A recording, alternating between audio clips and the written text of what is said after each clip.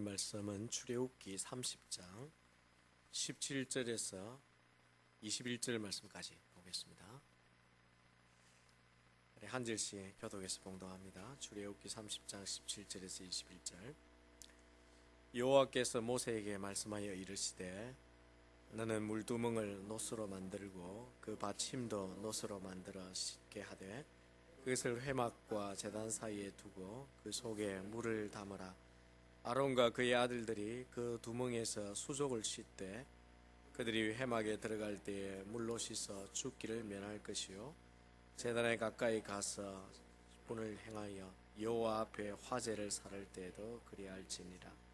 이와 같이 그들이 그 수족을 씻어 죽기를 면할지니 이는 그와 그의 자손이 대대로 영원히 지킬 규례니라. 아멘. 주님의 이름으로 예배하는 우리 모든 성도들을 축복합니다. 하나님께서 예배 시간은 특별히 하늘 문을 열고 우리에게 복 주시는 시간입니다. 또 우리가 그런 하나님의 은혜를 입고 우리 서로에게도 축복하기를 원합니다. 우리 옆에 분들에게 한번 축복해 주십시오. 하늘의 복 받으십시오. 그리고 하나님 축복해 주면 참 좋겠습니다. 예, 하늘의 복 받으십시오. 예. 하나님께서 허락하신 우리 자연은총 가운데 참으로 소중한 것 하나가 있다면 그것은 물이 주는 축복입니다. 물은 우리가 살아가는 데 있어서 없어서는 안 되는 그런 중요한 필수 요소인 것을 우리가 사용할 때마다 깨닫게 되어지죠. 물이 가지고 있는 소중한 두 기능이 있는데 하나는 그 생명을 유지하게 하는 것과 또 하나는 모든 더러움을 씻는 청결입니다. 그래서 이런 물을 하나님께서 우리에게 무제한으로 사용할 수 있도록 허락하셨다는 것은 참으로 생각해 보면 큰 은혜입니다. 이런 은총을 알면 우리가 물을 마실 때마다 또 우리가 씻을 때마다 하나님께 참 감사할 수 있는 그런 마음이 생기게 되겠죠. 오늘 본문에 보면 성막에도 특별한 물을 담아 둔 기구가 있습니다. 바로 성막들에 놓인 물두멍입니다. 이 물두멍은 노스로 만들어졌고 물을 담아두는 꽤 큰 놋대야라고 그렇게 보면 되겠습니다. 그런데 이 물은 먹기 위한 물이 아니라 씻기 위한 물입니다. 청결케 하기 위한 물로 여기에 담아둔 것입니다. 구약 시대에는 그 규례들을 보면 몇 가지 정결 예식이 있었습니다. 특별히 이방인들이나 죄인들이 성전에 처음 들어올 때는 반드시 정결 예식을 행해야 했었고 또 제사장이 성전 봉사를 위해서 아침에 시작할 때나 또 끝마칠 때에도 반드시 이 정결 예식을 행하도록 했었습니다. 특별히 제사를 드리고 제물을 번제단에서 드린 다음에 혹 제사장의 수족에 피가 묻어 있는 그 더러움을 그대로 성전에 가지고 들어가지 않도록 반드시 그 수족을 씻게 하기 위한 목적으로 물두멍을 성막들에 두었던 것입니다. 이는 누구든지 하나님을 만날 때에 더러움을 갖고 나아가지 않도록 모든 면에서 정결하고 깨끗하게 특별히 죄가 없도록 하기 위한 하나님의 배려였습니다. 오늘 이 물두멍은 우리에게 주는 교훈이 뭘까? 오늘 우리의 교회는 그런 물두멍이 없습니다. 여러분 혹시 로만 캐톨릭 처치에 가보면 들어가는 입구에 성수라 그래가지고 담아두었는데 상징이죠. 근데 우리 개신교회는 그런 것이 없습니다. 그런 것이 없이 되어질 수 있는 은혜가 우리 가운데 있기 때문입니다. 물을 뿌린다고 지금은 우리가 정결하게 되는 것이 아니라 영적인 의미에서 우리에게 더 정결케 하는 예수 그리스도의 보혈이 있기 때문이죠. 하지만 이 물두멍이 여전히 우리에게 주는 교훈은 있습니다. 신앙적인 또 영적인 의미에서 우리에게 교훈을 남겨주는데 오늘 우리에게 이 물두멍을 통해서 배울 수 있는 교훈이 뭔가? 우리가 하나님 앞에서 우리가 어떻게 살아야 하며 어떻게 하나님 앞에 나아가기 위해 준비해야 하는가 하는 것을 우리가 깨닫게 되어집니다. 우리가 이 물두멍을 통해 꼭 생각해야 될 몇 가지 교훈이 있는데 그 첫 번째는 성도는 항상 하나님 앞에서 자기를 살펴야 한다는 것입니다. 물두멍은 하나님께 나아가기 전에 먼저 자기를 살피지 않고 하나님께 나아갈 수 없다는 걸 우리에게 가르치는데 이 성막들에 놓인 번제단은 여러분이 알듯이 아카시아 나무 조각목으로 만들어진 데다가 놋을 덧입혔지만 이 물두멍은 그렇지 않습니다. 그 물두멍 전체를 다 놋으로 만들라고 그렇게 말씀하셨어요. 그런데 이 큰 물대야 같은 물두멍을 밑에 받침까지 해서 다 놋으로 만들려면 상당한 양의 놋이 필요했을 것입니다. 근데 광야에 출애굽하고 난 다음에 광야에 와서 어디서 놋을 얻었을까? 이게 참 궁금한 거예요. 근데 이게 놋의 출처를 성경이 밝히고 있어요. 어디에 밝히고 있냐면 출애굽기 38장 8절의 기록에 보면 이 놋이 어디로부터 나왔는지 이렇게 말씀합니다. 그가 놋으로 물두멍을 만들고 그 받침도 놋으로 하였으니 곧 회막문에서 수종드는 여인들의 뭐로 만들었더라? 거울로부터 만들었다. 그렇게 되어 있습니다. 아주 흥미로운 사실이에요. 과거에는 당시에 유리에다가 수건을 발라놓은 그런 거울이 없었습니다. 그래서 여인들이 거울을 필요로 할 때 어떻게 하냐면 놋을 가지고 잘 닦아서 그 놋거울을 통해서 사용했던 것입니다. 그런데 이 물두멍을 만들 때 그렇게 여인이 사용하던 모든 놋거울을 다 수거해서 그것으로 만들었다는 거예요. 그래서 되었을 때에 이 놋대야는 모양이 이렇게 둥근 모양으로 되어 있습니다. 그리고 거기에 맑은 물이 담겨져 있습니다. 그렇다고 할 때 이 놋대야 자체가 사실은 큰 거울과 같은 역할을 하게 된 것입니다. 그래서 제사장이 손을 씻기 위해서 그 안을 이렇게 고개를 숙여 들여다보면 자기의 모습이 비춰지게 되고 그리고 자기를 볼 수 있게끔 했던 것입니다. 이런 의미에서 볼 때에 이 물두멍은 하나님 앞에 나아가기 전에 거울과 같이 자기를 들여다보고 자기를 살펴야 한다는 의미가 반복적으로 담겨 있는 것을 발견하게 됩니다. 우리에게 왜 거울이 필요하나요? 여러분 오늘 아침에 나올 때 거울 안 보고 오신 분 있나요? 볼 수밖에 없죠. 저도 넥타이를 착용하고 내려오기도 직전에 혹시 이게 비뚤어지지 않았는가 거울을 볼 수밖에 없습니다. 거울을 본다는 것은 자기를 살피는 거죠. 그리고 혹 더러움이 없는지 고쳐야 할 것은 없는지 바르게 하기 위한 것입니다. 하나님께서도 마찬가지 이 거울과 같은 역할을 하게 할 이 물두멍을 통해서 성전에 들어가 거룩하신 하나님을 만나기 전에 자신을 살피도록 한 것입니다. 사실은 우리가 세상에 살아가는 동안에는 우리 자신이 어떤지 정확하게 볼 수 있는 기회를 잘 갖지 못합니다. 모두가 다 죄악 세상 가운데 또 죄가 둘러싸여 있는 가운데 있기 때문에 자기의 정확한 모습을 보지 못하지만 그러나 우리가 이렇게 성전에 나오면 우리가 하나님 앞에 서면 우리가 어떤 모습인지 어떤 상태인지를 더 정확하게 볼 수 있는 은혜가 있습니다. 우리가 거울과 같이 하나님 앞에 서서 자기를 살필 수 있는 기회가 바로 하나님 앞에 나올 때입니다. 그리고 예배할 때입니다. 과거의 물두멍과 같이 오늘 우리를 들여다볼 수 있는 것들이 있는데 그것은 바로 이 물두멍이 상징하는 것이 오늘 하나님의 말씀이라고 할 수 있을 것입니다. 하나님 말씀은 우리를 비추어 볼 수 있는 거울과 같은 것입니다. 우리가 말씀 앞에 서면 그 말씀이 내 삶의 모습이 어떠한지를 정확하게 진단해주는 거울처럼 우리를 비추어 줍니다. 그럴 때 내가 어디가 잘못되어 있는지 또 어디를 고쳐야 하는지 어떤 것이 내 삶의 더러움인지 깨닫게 되고 더 나아가서 그 말씀을 통해 우리가 거룩하게 씻게 되기도 하는 것입니다. 그래서 성경은 우리에게 이렇게 말씀합니다. 에베소서 5장 26절에 이는 곧 물로 씻어 말씀으로 깨끗하게 하사 거룩하게 하시고 하나님 말씀이 물두멍의 물과 같이 우리를 보게 하고 우리를 씻게 하는 그런 역할을 오늘도 하는 것입니다. 우리가 물을 뿌려서 하는 오늘과 같이 거룩한 물과 같이 상징이 있지 않다 할지라도 하나님 말씀이 우리에게 그 역할을 하는 것입니다. 그래서 우리가 하나님 앞에 나아갈 때마다 말씀 앞에 서서 먼저 자기를 살피는 그런 겸손함이 지혜가 있어야 합니다. 시편에도 청년이 무엇으로 그 행실을 깨끗하게 하리까 주의 말씀으로 삼갈지니다. 이 말은 하나님 앞에 늘 말씀을 통해 자기를 들여다보고 살펴야 한다는 것입니다. 더 나아가 물두멍의 물은 오늘 성령이라고 말할 수도 있습니다.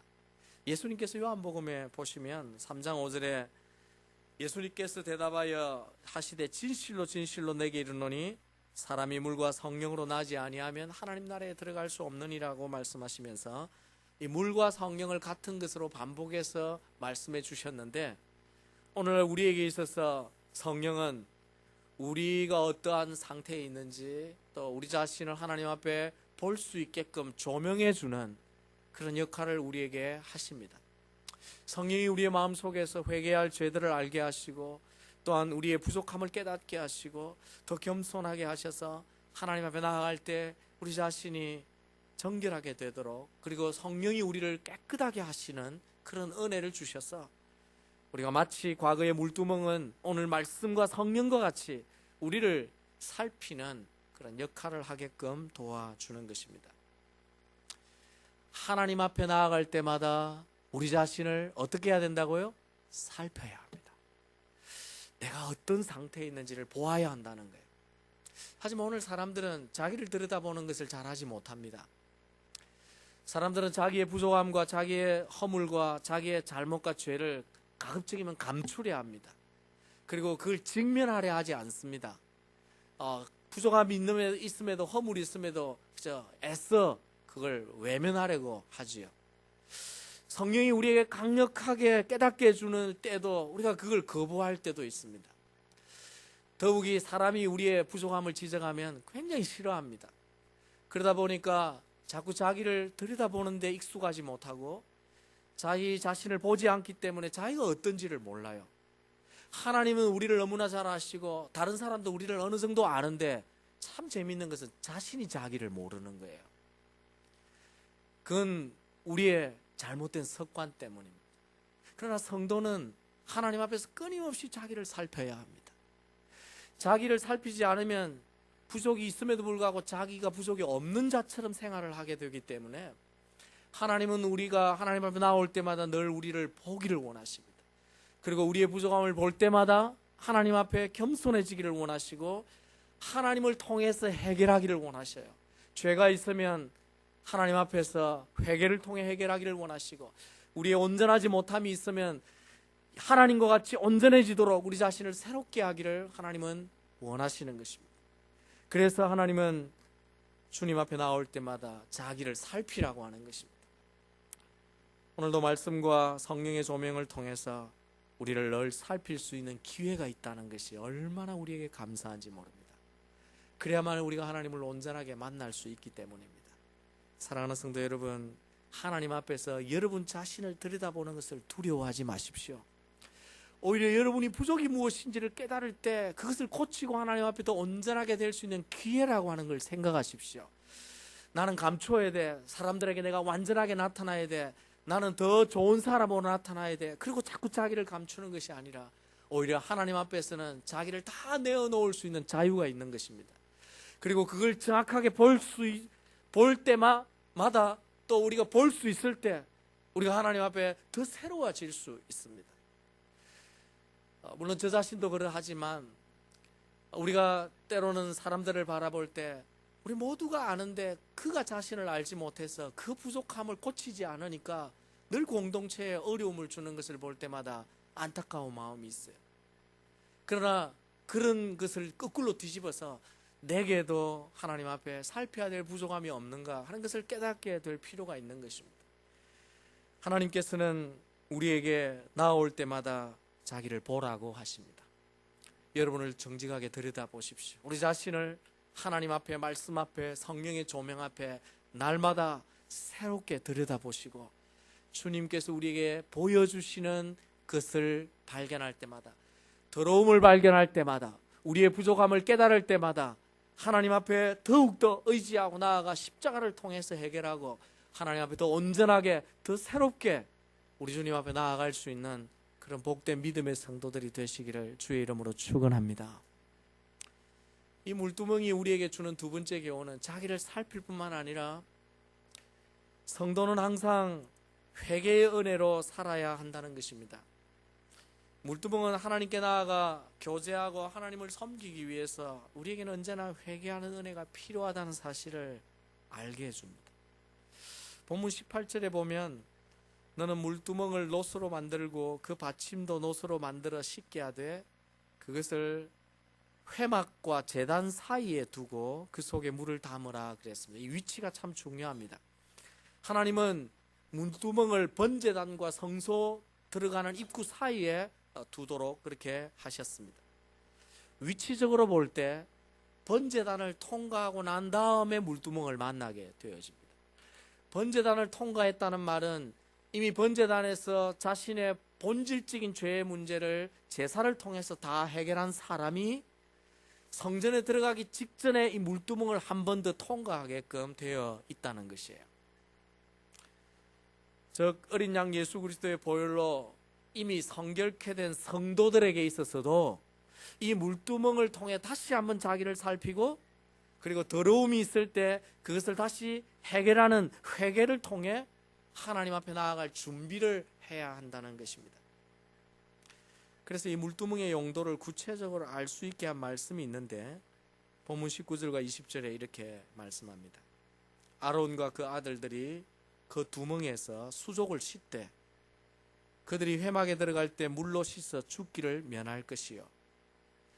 이게 하나님 앞에 나아갈 때 번제단을 통과한 뒤인데도 불구하고 하나님이 수족을 씻도록 그 목적으로 물두멍을 그곳에 두었다는 것입니다.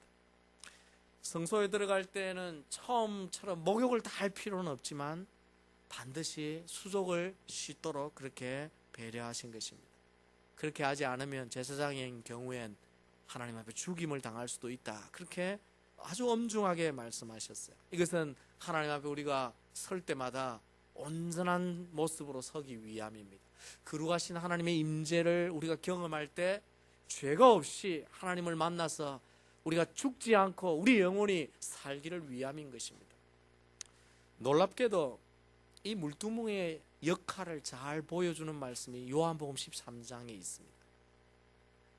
여러분이 잘 알듯이 예수님의 말씀과 이 물두멍의 역할이 잘 조화를 이루는데 어느 날 예수님께서 제자들과 함께 식사를 하시고 난 다음에 갑자기 허리에 수건을 두르시고 대야에다가 물을 떠와서 제자들의 발을 씻기려 하셨습니다. 그때에 베드로가 나서서 어떻게 제자가 스승을 씻겨야 하지 스승이 우리의 제자의 발을 어떻게 씻기겠습니까? 그리고는 절대 나는 씻기지 마십시오. 그리고 거절을 했어요. 그때 예수님께서 베드로에게 아주 단호하게 말씀하시면서 그렇지 않다. 내가 만약에 너를 씻기지 않으면 너와 나와는 아무 상관이 없다라는 말씀을 하셨습니다. 베드로가 깜짝 놀랐어요. 이 행위를 통해 예수님이 자기의 발을 씻기지 않으면 자신과 상관이 없는 자가 된다는데 놀라서 그럼 예수님 내 발뿐만 아니라 온몸도 다 씻어 주시겠습니까? 이 베드로의 성격이 잘 드러나는 표현인데 그래서 예수님께서 베드로에게 조용히 말씀하시기를 아주 중요한 말씀을 하셨습니다. 그 말씀이 바로 요한복음 13장 10절에 있는데 이미 목욕한 자는 발밖에 씻을 필요가 없다는 말씀을 하셨습니다. 근데 이 말씀은 목욕을 한 자라도 발을 씻어야 한다는 말씀이에요. 이미 목욕이 다 되었지만 세상에 사는 동안에 우리에게 더러워지는 부분을 하나님 앞에서 늘 정결하게 깨끗하게 가꾸어야만 하나님의 사람으로 살 수 있고 거룩하신 하나님을 날마다 만날 수 있다는 것입니다. 그렇습니다. 우리는 적어도 예수 그리스도의 십자가로 우리의 죄의 본질을 다 해결한 사람들이에요. 그리고 우리가 온전한 믿음으로만 행한다면 우리 안에 주신 보혈의 능력을 통해 죄를 항상 이길 수 있게끔 우리에게 약속해 주셨습니다. 하지만 우리가 연약해서 늘 그렇게 승리하지 못할 때가 있는 것입니다. 그래서 우리가 죄 가운데 빠지는 것입니다. 우리가 실수하기도 하고 실패하기도 하고 죄에 넘어지고 유혹에 떨어지기도 하는 것입니다. 그래서 우리의 약함 때문에 우리 하나님 앞에 나아갈 때마다 자신을 살펴서 죄가 있다면 어떻게 해야 할까요? 그 다음 반드시 회개의 은혜를 통해서 죄를 씻고 하나님께 가야 한다는 것입니다. 육신을 입고 있는 한 누구든지 죄에서 완전히 자유할 수 없기 때문에 그래서 우리에게 요한이 말하는 것입니다. 만일 우리가 우리 죄를 자백하면 저는 미쁘시고 의로우사 우리 죄를 사하시며 모든 불의에서 우리를 깨끗하게 하실 것이요. 요한은 말하기를 우리에게 성도에게도 계속 회개하는 은혜, 죄를 씻는 이 회개의 은혜가 날마다 필요하다는 것을 우리에게 말씀해 주는 것입니다. 그래서 물두멍을 성막들 가운데 번제단과 성소 입구 사이에 두신 이유입니다. 어린 양 예수 그리스도를 믿고 자기의 모든 죄를 해결받은 자라 할지라도 성소에 들어가 하나님을 만날 때마다 회개한 은혜를 통해 자기를 정결케 해야 한다는 것입니다. 왜 우리가 예배를 시작하면서 또다시 우리 자신을 살피고 회개하는 기도를 계속 반복하고 그러면서 우리가 요한일서 1장 9절의 확신의 말씀을 다시 고백하느냐? 그것이 바로 하나님이 물두멍을 두신 이유입니다. 우리가 정말 하나님을 온전하게 만나기를 원한다면, 그리고 우리가 하나님과 같이 살기를 원한다면 우리의 삶 속에 날마다 이런 회개의 은혜가 있어야 한다는 것입니다. 중생은 일생에 한 번 경험하면 됩니다. 그러나 날마다 우리가 깨끗하게 되어져야 될 성화는 우리가 매일매일 새롭게 경험해야 합니다. 우리가 죄를 씻고 회개하는 은혜로 살 때 하나님의 임재가 우리 삶에 항상 나타나게 되기 때문입니다. 그러지 않고 자기를 살피지도 않고 자신의 죄인임을 고백하지도 않고 회개치 않을 땐 성령이 우리 안에서 역사하지 아니하고 잠잠히 기다리십니다. 우리의 죄를 깨닫게 하시고 그래도 회개하지 않으면 성령이 아무것도 하지 않으시고 기다리시죠. 그러나 우리가 회개하면 성령이 우리 안에서 놀랍게 활동하시고 역사하십니다. 부족하지만 우리를 통해 하나님 나라의 일을 이루어 가시는 것입니다. 그래서 회개하는 은혜가 얼마나 중요한지 모릅니다. 사랑하는 성도 여러분, 날마다 회개하는 은혜, 이 은혜를 우리가 회복하고 살기를 주의 이름으로 축원합니다. 나는 회개할 것이 없다, 그렇지 않아요. 여러분, 기도하면서 성령의 깊은 은혜 가운데, 성령의 충만함 가운데 들어가면 성령이 우리에게 눈을 밝히셔서 우리의 부족이, 과거에 보지 못하던 부족이 어떠한지를 확 보여주시는 때가 날마다 있습니다. 우리가 눈이 밝아지면 밝아질수록 자기를 더 잘 볼 수 있어요. 근데 어두우면 어두울수록 자기를 보지 못하는 것입니다. 그렇기 때문에 우리 하나님 앞에 이 땅에 살아가는 동안 항상 이 은혜가 없이는 우리 하나님 앞에 설 수 없다는 걸 생각하고 늘 회개의 은혜를 붙들어야 합니다. 그것이 바로 하나님이 물두멍을 두신 이유입니다. 예배하러 나오기 전에, 성전의 입구에 들어오기 전에, 하나님의 임재 앞에 나오기 전에 반드시 자기를 살피라는 것입니다. 여러분, 회개하는 것은 부끄러운 게 아니에요. 자기의 죄를 감추는 것이 부끄러운 것이죠. 외면하는 것이 부끄러운 것이지 않습니까? 그러므로 저와 여러분이 언제나 하나님 앞에 우리 자신을 살펴서 우리의 부족함, 연약함, 우리의 온전치 못함, 지난 한 주간의 우리의 추한 생각들과 말씀대로 온전히 순종하지 못한 우리의 행동들을 깨달을 때마다, 아니 하지 말라고 하신 것을 행한 것뿐만 아니라 하라고 하신 일들을 하지 못한 우리의 연약함을 볼 때마다 하나님 앞에 회개함으로 나아가셔서 우리 주님이 우리를 더 받으시고 또한 우리에게 나타나셔서 우리를 만나시는 그 기쁨을, 하나님 앞에 나가 교제하는 그 즐거움을 맛보기 위해 여러분이 날마다 하나님 앞에서 겸손하게 이 회개하는 은혜를 체험하셔서 하나님과의 관계 속에 막힘이 없이 더 풍성하고 온전한 관계와 온전한 예배와 온전한 삶을 살아가실 수 있는 그런 복된 성도들 되시기를 주의 이름으로 축원합니다. 물두멍이 주시는 우리에게 주는 교훈, 자기를 항상 살피고 하나님께서 죄를 깨닫게 해주실 때마다 회개하는 은혜를 가져야 한다 하는 것뿐만 아니라 마지막 한 가지 더 생각해야 될 것은 성도는 제한 없는 하나님의 용서를 믿어야 한다는 거예요. 그리고 이 용서의 은혜를 누려야 한다는 것입니다. 물두멍이 우리에게 회개에 대한 무제한의 은혜, 무제한의 용서를 사실은 말해주고 있습니다. 본문이 보여주는 특이한 점은요, 여러분이 혹 캐치했는지 모르겠지만 앞서 성막에 있는 모든 기구에는 다 사이즈가 있었어요. 크기가 있었습니다. 몇 피트로 하라, 이렇게 다 있었는데 물두멍에는 사이즈가 없어요. 왜 물두멍에 사이즈를 만들어 주시지 않았을까? 여기에 특별한 의미가 있다고 학자들이 얘기합니다. 그것은 물두멍은 얼마든지 커도 상관이 없다는 거예요. 왜 그런 것을 그러면 이야기할까? 이것은 하나님이 우리에게 베푸시는 용서의 은혜의 무한함을 가르쳐 주기 위한 것입니다. 하나님은 우리의 죄를 용서하실 때 몇 번만 내가 너를 용서하되 더 이상은 안 된다 제한하신 적이 없습니다. 예수님과 제자들과의 얘기 가운데 용서의 문제를 베드로가 얘기할 때 7번 베드로가 제안을 했지만 예수님은 70번씩 7번 이렇게 말했는데 실제 그 헬라어 원문 자체는 70번씩 7번 490이 아니라 70의 제곱성이에요. 그 실제 문자적으로는 4,900번을 얘기합니다. 물론 한 사람이 어떻게 4,900번을 잘못을 행하겠습니까? 그죠? 그 예수님의 뜻은 무제한입니다. 우리가 사람에 대해서 용서를 할 때도 7번만이 아니라 끝까지 제한 없이 용서해 주라 그렇게 말씀하셨는데 하나님이 우리에게 베푸시는 용서에는 제한이 있을까요? 없을까요? 제한이 없다는 사실을 여러분이 믿으시기 바랍니다.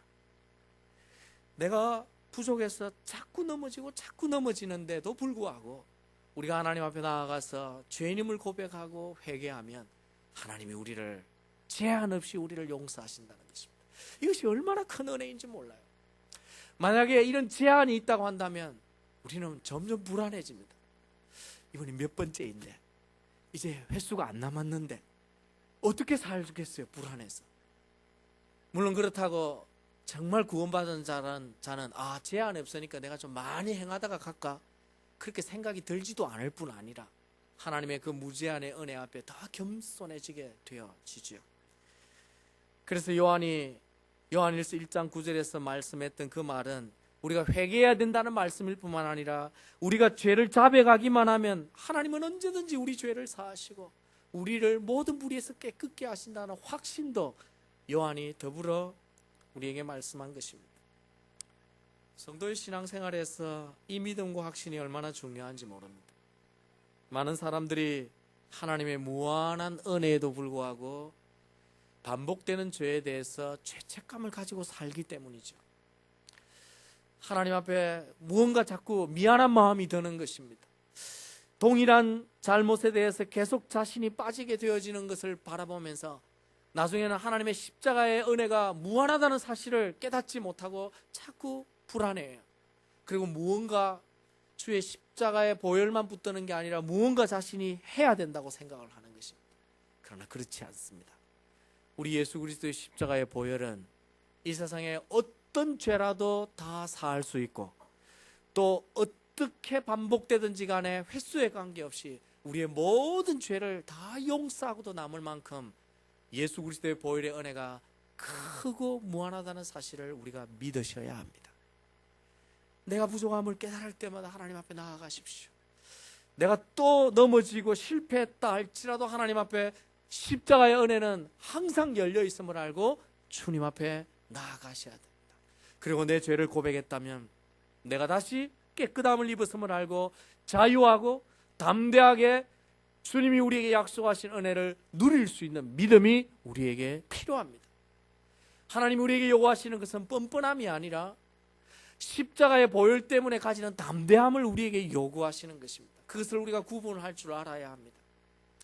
그러므로 십자가의 은혜, 하나님이 우리에게 베푸시는 용서의 은혜는 무한하다. 그래서 놋대야에는 수치의 제한이 없어서 너희들이 놋을 많이 가져와서 크게 만들 수 있다면 한번 만들어 보라. 그렇게 하나님이 말씀하신 것입니다. 하나님의 용서하시는 은혜도 무한하지만요, 성경을 읽어보면 하나님은 우리에게 최대한 은혜를 베푸셔서 우리를 이끌어 붙드시려고 하는 걸 알 수 있습니다. 그 말은 우리가 세상의 유혹과 죄에 쉽게 넘어지기 때문에 그렇게 넘어지고 말씀에 불순종하지 않도록 하나님은 우리에게 성령을 보내셔서 성령을 통해서 우리가 죄를 짓지 않도록 도와주시는 은혜도 하나님이 무한하게 베푸신다고 말씀합니다.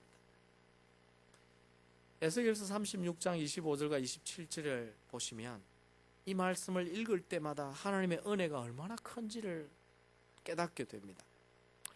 그 말씀에 이런 말씀이 있어요. 우리가 다 같이 한번 읽어보면 좋겠습니다.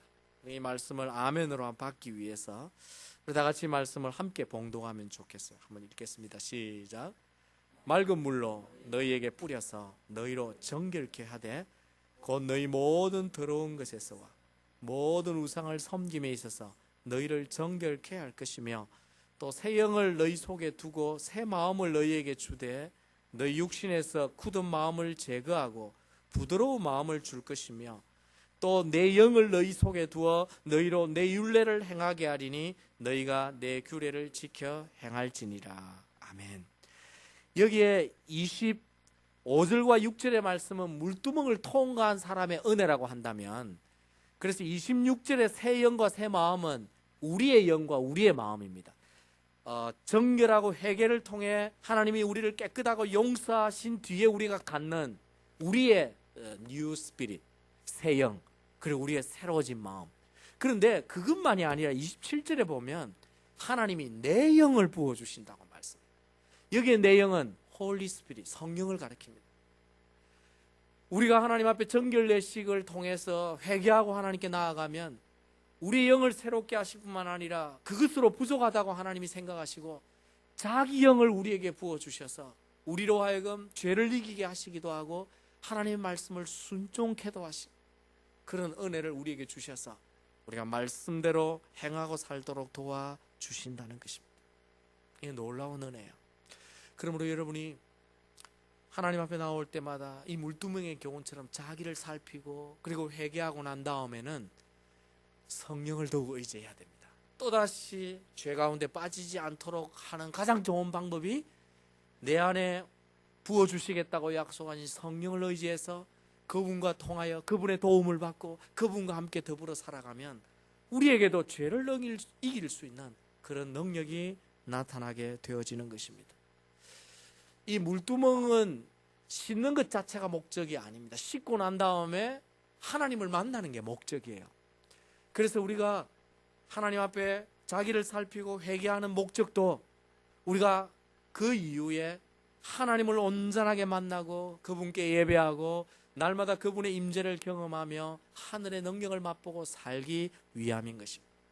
그러므로 이 은혜가 예배 직전에도 있어야 하지만 날마다 우리의 삶에 이 물두멍의 은혜가 날마다 우리에게 있어야 하는 것입니다. 사랑하는 성도 여러분, 우리는 예수 그리스도의 십자가를 믿고 깨끗함을 받아 새롭게 된 사람입니다.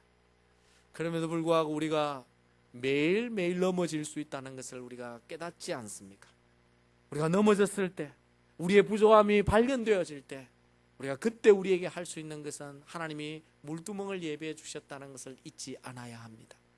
늘 하나님 앞에서 말씀을 통해 성령을 통해 특별히 예배에 나올 때는 더욱이 자기를 살피시고 그리고 하나님 앞에 회개하는 은혜를 늘 회복하여 사시고 그리고 하나님의 은혜가 얼마나 크고 무한한지를 믿음으로 깨달아서 그 용서의 은혜를 우리가 받아 누린다면 우리가 매일 하나님의 임재를 경험할 수 있고 우리의 삶 속에서 하늘의 능력을 나타내 보일 수 있고 더욱이 이 예배를 통해 거룩하신 하나님을 온전하게 만나는 축복을 우리가 누릴 수 있게 될 것입니다.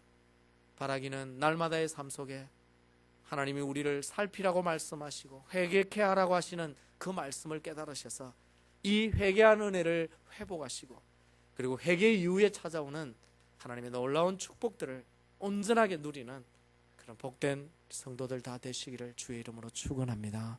그러다 같이 한번 기도하시겠습니다. 내가 스스로 온전하다 생각하지 아니하고 늘 하나님 앞에 자기를 살피는 겸손과 회개의 은혜를 통하여 온전함에 더 성령을 통하여 나아갈 수 있는 이 축복을 달라고 그러다 같이 한번 동성으로 기도하시고 우리의 교회가 이런 회개의 은혜를 통해서 하늘 문을 열고 하늘의 축복을 맛보고 사는 그런 거룩한 교회가 되게 해달라 우리 한번 기도하겠습니다. 하나님 아버지,